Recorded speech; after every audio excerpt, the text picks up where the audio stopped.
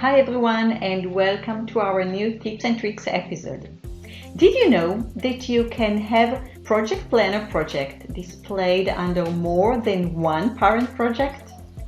Let me show you how to do that. When adding existing project under a selected project in Project Planning Schedule view, the dialog offers you two options.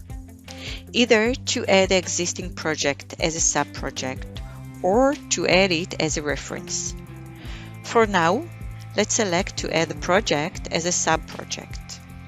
Let's try now to understand and to illustrate the difference between sub-project and a reference project. A sub-project is a project that is a part of a larger project. Dividing the work into sub-projects is a basic project planning technique that can reduce complexity and with it, risk and cost. Any particular project in project planning application can have a single parent project. Therefore, when trying to add the same sub-project to another project, the system offers you to either add it as a reference project or, if you wish, to change its parent project.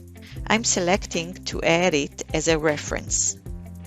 Now, as you can see in the video, the project appears twice in the schedule view, but it has a single project parent.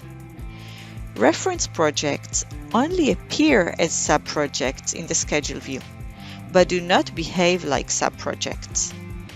Reference projects do not contribute to the roll-up as you can see here, and there is no propagation of access rights or any properties from the parent project to the reference project. I hope you find this tip helpful. If you have any questions, don't hesitate and let us know in the Innovia user community. Thank you and see you next time.